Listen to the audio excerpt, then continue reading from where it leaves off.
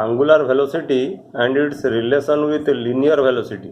In this video we will learn about angular velocity and how angular velocity is related to linear velocity. Consider the rotational motion of a rigid body about a fixed axis. Suppose the rigid body is rotating about z axis. As shown in the figure, suppose this is your rigid body and the rigid body is rotating about this z axis. Let P be a particle on the rigid body moving in a circle of radius r. As you know, every particle of the rigid body, they move in a circle. If the rigid body moves about a fixed axis, then every particle of the rigid body, they move in a circle. And suppose here the point P is moving in a circle having radius r and C is the center of the circle. Suppose the linear velocity vector of the particle at P is equal to V as shown in the figure. Here V is the linear velocity of the particle P. After time, suppose say delta theta, the particle changes its position from P to P dash. As shown in the figure, suppose the particle changes its position from P to P dash. So the angle made by the particle or the angular velocity the angular displacement of the particle will be equal to delta theta. When the particle changes from P to P dash, the angular displacement of the particle will be equal to delta theta. So the position of the particle after time interval delta t as shown in the figure is P dash. So what will be the average angular velocity of the particle over the time interval delta t? The average angular velocity will be equal to delta theta divided by delta t. So what will be the instantaneous angular velocity? If the average angular velocity will be equal to delta theta by delta t, the instantaneous angular velocity will be equal to d theta by dt, because for instantaneous we take delta t approaches to 0 or very small, and the instantaneous angular velocity is represented by omega. So remember, the instantaneous angular velocity is given by the formula omega is equal to d theta divided by dt, that is derivative of theta with respect to t. In pure translation, all parts of the body have same velocity at any instant of time, but in pure rotation, all parts of the body have same angular velocity at any instant of time. So in pure rotation, all particles have same angular velocity. Angular velocity appears to be a scalar quantity, but in fact it is a vector quantity. We shall not justify this fact how angular velocity is a vector quantity, but we shall accept it. For rotation about a fixed axis, the angular velocity vector lies along the axis of rotation and points out in the direction in which a right-handed screw would advance if the head of the screw is rotated with the body. So you have to remember that the angular velocity vector lies along the axis of rotation. As shown in the figure, this will be the direction of the angular velocity. Suppose the head of the right-handed screw rotates with the body. Suppose the body rotates in this way. Here the rotation of the body is shown clockwise. So the rotation of the screw also along the clockwise direction.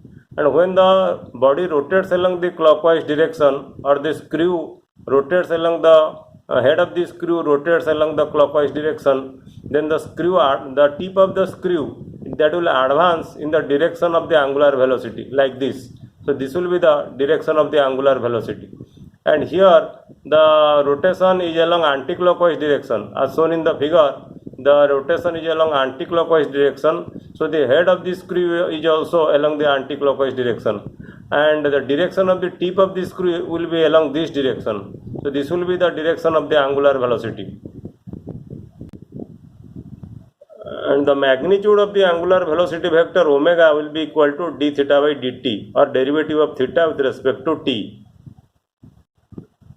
Now we will derive the relation between linear velocity and angular velocity. That is, linear velocity v is equal to omega cross r, angular velocity cross r. What is r? R is the position vector of the particle, any particle of the rigid body, with respect to the origin. As shown in the figure, this is a particle P on the rigid body, and the rigid body is rotating about this z axis, and the angular velocity vector is equal to omega, and you can draw a parallel vector here. This is the direction of the angular velocity, and here r is the position vector, that is the OP. OP is the position vector. Position vector means the position of the point P from the origin O. If we draw a vector from this origin O to the point P, then this vector will give you the position vector. And applying triangle law of vector addition, this position vector R will be equal to the vector OC plus the vector PC. You see, if you apply triangle law of vector addition, then this vector R will be equal to this vector plus this vector. So if you want to calculate omega cross R, then this will be equal to omega cross OC plus CP, because R vector is equal to OC vector plus CP vector. Then this will be equal to omega cross OC plus omega cross CP. But omega cross OC will be equal to 0 because omega is along OC. You see in this figure, here omega is along the direction of OC. They are parallel vectors. So omega cross OC will be equal to 0 because the angle between omega and OC will be equal to 0 degree. As omega is along OC, omega cross R will be equal to omega cross CP.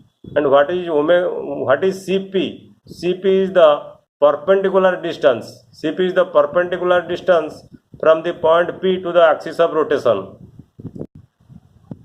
And you see in this figure, CP is the R perpendicular. This is the perpendicular distance from P to C, that is represented by R perpendicular symbol. And this omega cross R perpendicular will give you the velocity vector V, and this velocity vector is tangential to the circle at this point.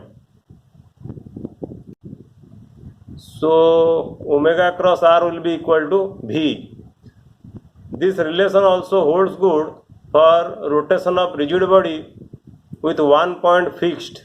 This relation between the angular velocity and linear velocity, this can be also hold good. This is hold good for rotation of rigid body with one point fixed. For example, rotation of a spinning top.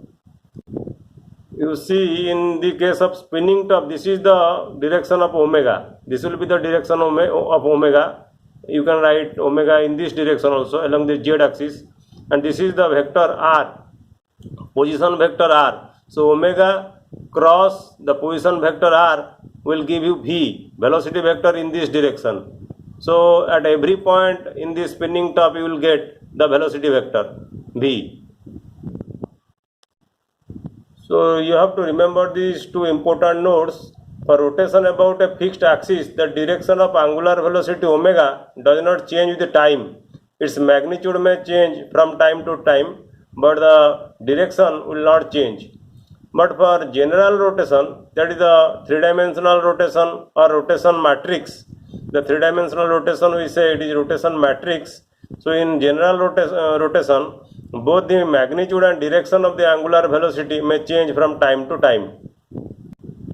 So in this video we discussed about angular velocity and how the angular velocity is related to linear velocity, or what is the relation between angular velocity and linear velocity. Thank you.